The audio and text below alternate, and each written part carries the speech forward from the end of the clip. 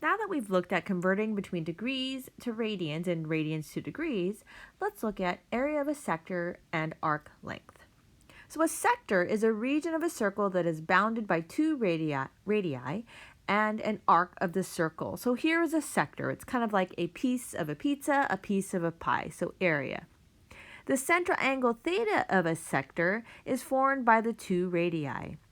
There are simple formulas for the arc length and area of a sector when the central angle is measured in radians. So really important that when you're finding arc length and area of a sector, it must be in radians. So the arc length S and area A of a sector with radius r and central angle theta, again measured in radians, are as follows. So arc length is S equals the radius times theta, and that has to be in radians. So this is the arc length here in green. Area of a sector is A equals 1/2 the radius squared times the central angle theta. And again, that must be in radians. So the sector is this area here, and then arc length is S here.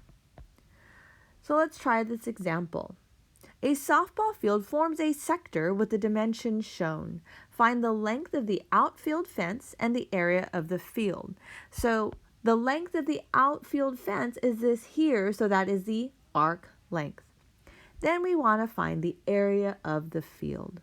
So notice here, this is 90 degrees. So first, in order to find the arc length and the area of a sector, we need to convert 90 degrees to radians. So let's write that first.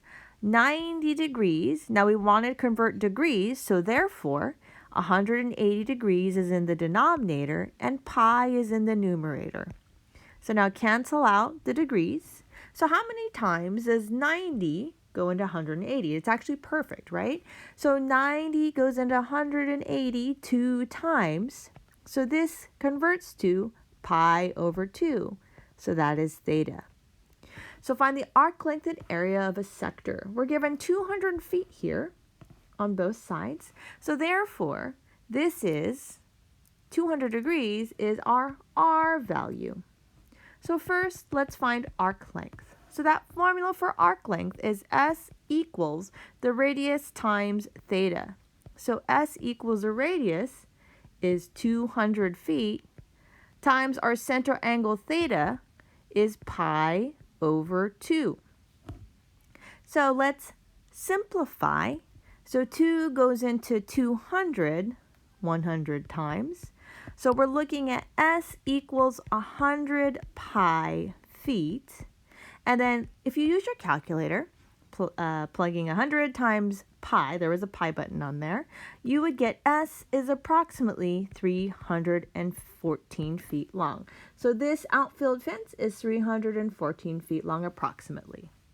Now let's find the area of a sector. So area equals 1/2 r squared times the central angle theta. So this is 1/2.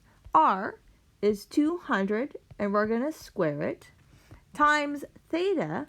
Theta is pi over 2. So let's simplify this a little bit. I'm going to rewrite it. So this is 1/2 times pi over 2, and then 200 squared.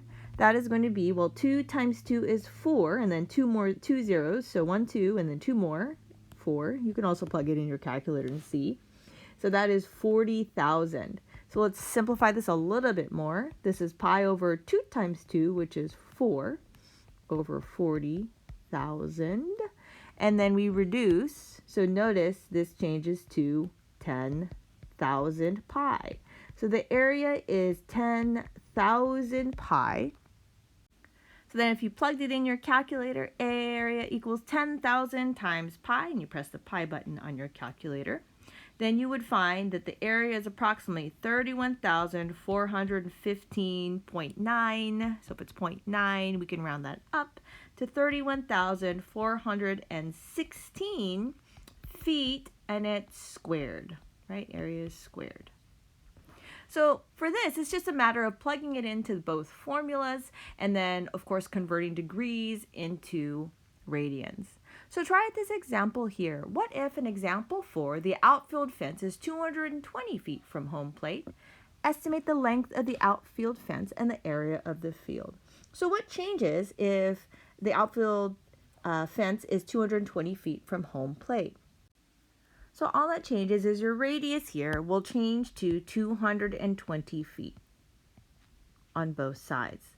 So therefore, that's all you have to change. Radius equals 220. Your theta is still the same here, 90 degrees, and we found that 90 degrees converts to pi over 2. So try this out, plugging it into both formulas. Find the area, or the arc length, find the arc length, which is the length of the outfield fence, and the area of the sector.